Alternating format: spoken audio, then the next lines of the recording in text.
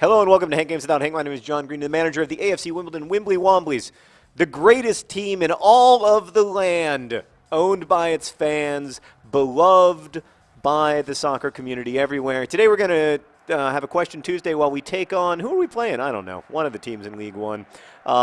They wear yellow, the color of cowards. All the colors are the color of cowards except for Wombly blue. We're going to try to win today, but we're playing on world-class skill level, and we're playing with our B team.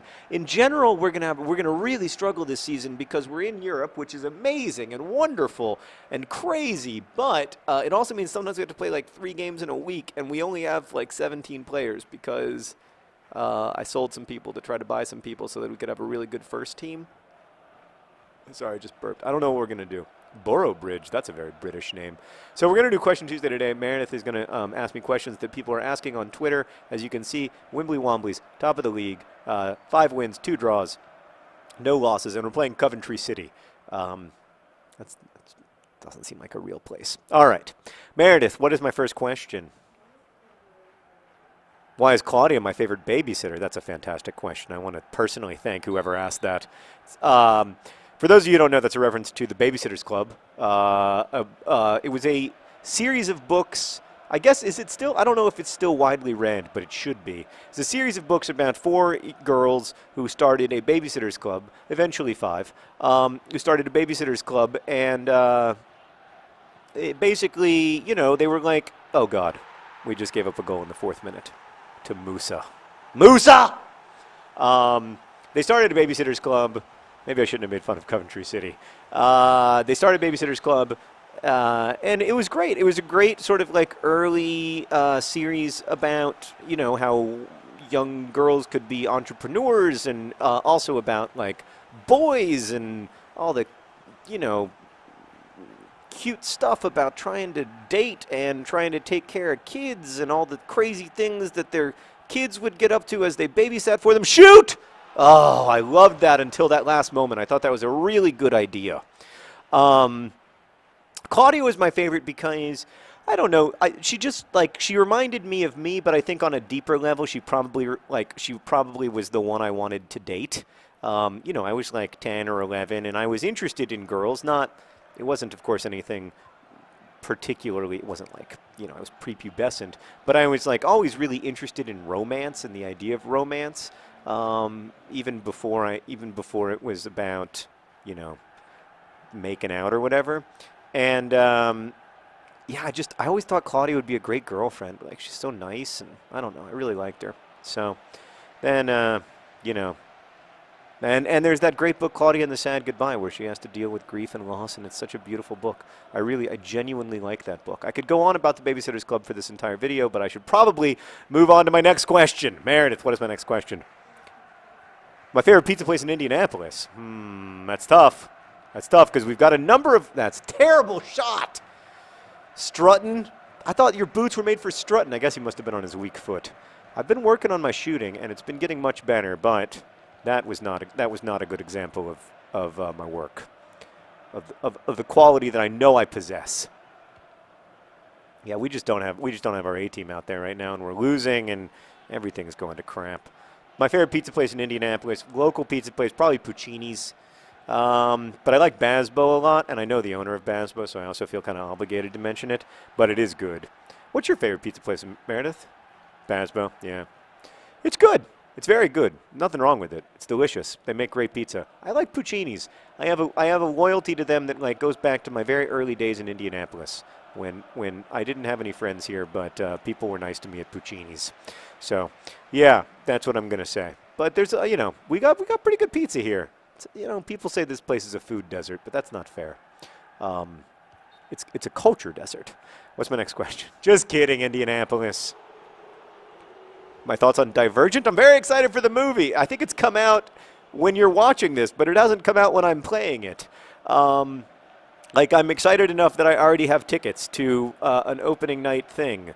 I'm really, really excited. I love, well, obviously, you know, Shailene and Ansel are friends of mine, and I am great admirers of both of them. And yes, I am very, oh God, oh gosh, Gledson made a save, but you can't help but notice that he didn't make that earlier save. On paper, he's 14 points better than Seb Brown. But, of course, you know, on paper, El Campuccino was better than Fat Lucas back in the old Swindon Town days. And as we learned, sometimes the paper lies. It's a difficult thing because Gledson wants playing time. I want him to get playing time because I think he's a nice kid and I think he could be a good keeper in the future. But, you know, I don't know. We're really struggling. We're struggling in that position right now because I know Seb Brown is the heart and soul of this club, and I don't think we're the same without him. Hi, Sarah. I'm playing Wimbly Womblys. Please take my charging cord. We only have one charger in this office. It's an interesting strategy. It would cost $30 to get a new one, and we've just decided not to. What am I talking about? I'm answering, I think, the second question. I'm not doing a good job of this at all. What is the question? Huh? Would I rather fight 100 duck-sized horses or one horse-sized duck? Well, I'd rather fight neither. In a perfect world, I mean, you know what I would do, Meredith, to be honest with you? I would try diplomacy. I'm a big believer in, like, when it comes to the horse-sized duck, duck-sized horse problem, saying, isn't there a way we can work this out?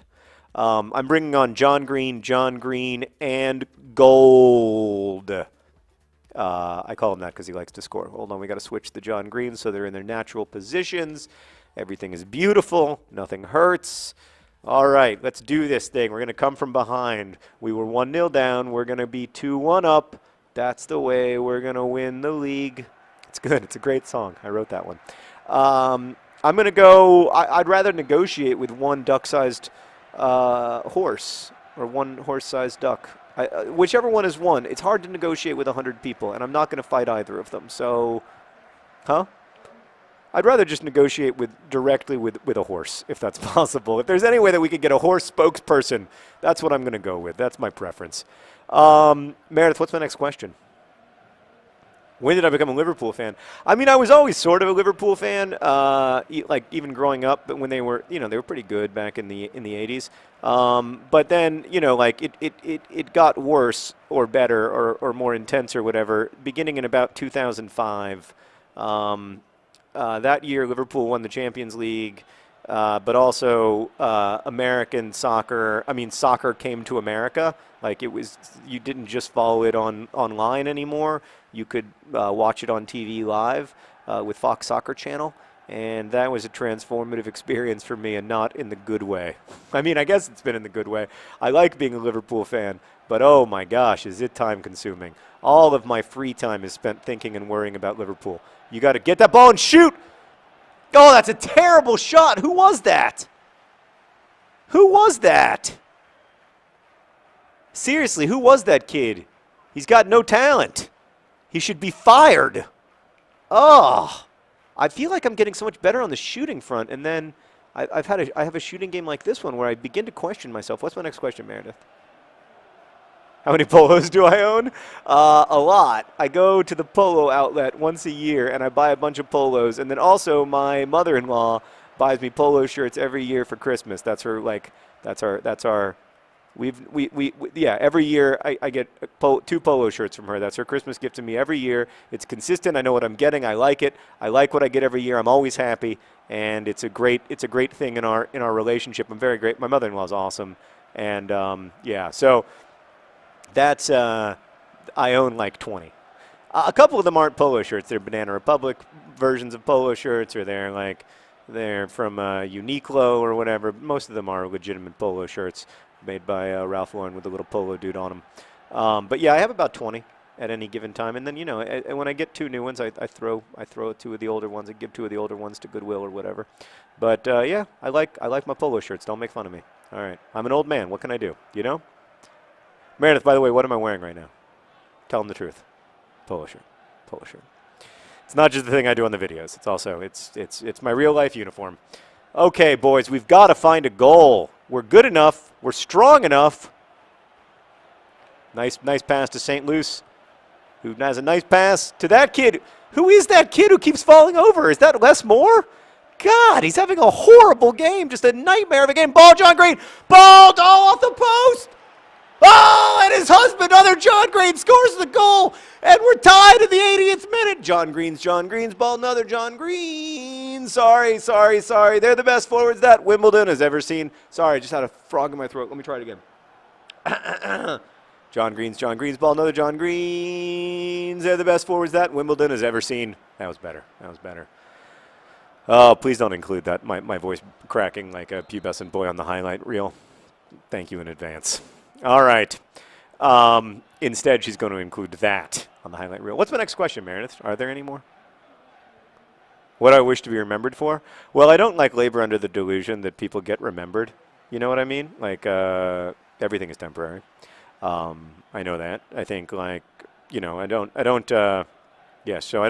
particularly, you know, like being, I don't live in the hope of a legacy or anything like that. Like, I just try to do stuff that needs doing, and that I like doing, and that I feel like I'm good enough at.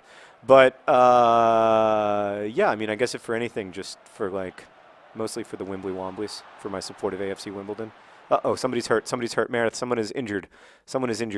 Oh, it's Les Moore. That explains why he keeps falling over. He's hurt. I have done him wrong. This whole time I've been criticizing him, and he's been suffering. But I think, aren't we out of substitutions? We are. So, Les Moore, I got good news and bad news. The good news is that you get to keep playing. The bad news is that you have to keep playing, even if you don't want to. Sorry, we can't take you out. Oh, God. Are we going to lose this in the last second? Are we really? Gledson! I've been so hard on him, and then Gledson with a beautiful save. Gledson! I don't even have a nickname for you yet. Oh, but you made me so Gledson. That was beautiful. I've been too hard on Gledson. That much is clear. All right, let's see if we can get one more run. It's ball John Green. He passes to his husband. It's not a good pass. It was a poor pass. We had a chance at the end, but it came to nothing. Thank you for watching.